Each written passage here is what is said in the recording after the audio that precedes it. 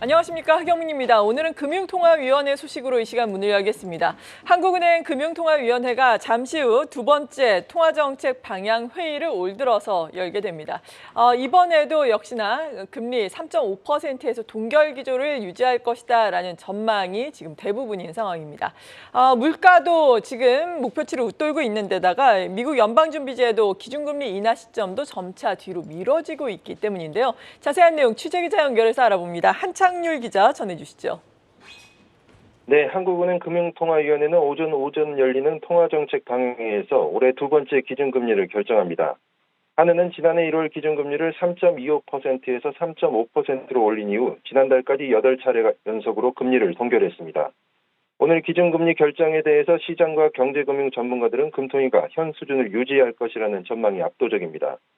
금융투자협회가 채권 관련 종사자를 대상으로 한 설문조사를 했는데 응답자 100명 전원이 오늘 금통위 회의에서 기준금리가 동결될 것이라고 예측했습니다.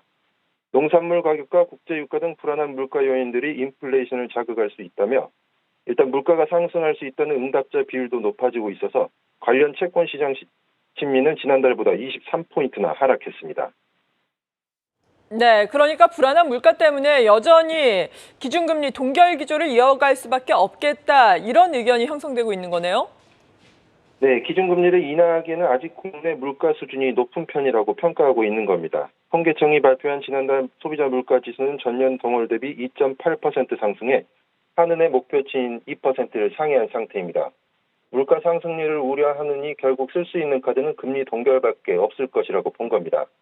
이창용 한은 총재가 1월 금통위에서 당분간 금리 인하 가능성이 낮다고 언급하며 섣부른 통화정책 완화에 대한 경계심을 드러낸 것도 이런 이유에서입니다. 일단 가계부채 규모도 심각해서 지난해 말 가계빚이 1,900조 원에 육박하고 있는데 지금까지 유지한 금리 인상과 통화 긴축은 빚이 늘어나는 속도를 늦추고 있어 이 부분까지 고려한다면 금리 결정은 더욱 신중해질 수밖에 없습니다. 오늘 금통 이후 기자간담회에서도 물가 안정과 함께 가계 신용에 대한 매파적 동결 발언이 이어질 것으로 보입니다. 네, 기자 간담회에서의 내용이 무엇보다 관건이 되겠습니다. 그러니까 우리나라의 금리 인하는 언제 정도에 시작할 수 있을 것으로 시장에서는 컨센서스가 모아지고 있습니까? 일단 한국의 금리 인하를 위한 조건 중에 가장 핵심은 미 연방준비제도의 금리 인하 신호인데요. 하느니 미 연준의 인하 시점을 보고 판단하지 않겠냐는 겁니다. 현재 한국과 미국의 금리 역전폭은 2%포인트로 한미 금리 차가 더 벌어지며 환율 상승을 자극할 수 있기 때문에 현재적으로 금리 인하는 사실상 힘든 상황입니다. 시카고 상하권에서 그룹 패드워치에 따르면 연방기금 금리 선물시장 참가자들은 3월과 5월 금리가 현 수준을 유지할 가능성이 높다고 보고 있고 인하는 6월에나 가능하지 않을까 하는 관측이 우세합니다. 예상처럼 미국이 6월쯤 인하를 시작하게 된다면 한은은 3분기부터 금리 인하를 타진하지 않을까 전망하는 시장 관계자들이 많습니다.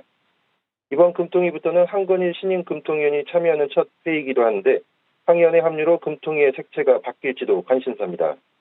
금통위 후에는 수정 경제 전망이 발표됩니다. 지난해 11월 수정 경제 전망에서 올해 연간 성장률 2.1%, 물가 상승률 2.6%를 제시한 부분에서는 크게 벗어나지 않을 것으로 예상됩니다. 지금까지 한국은행에서 전해드렸습니다.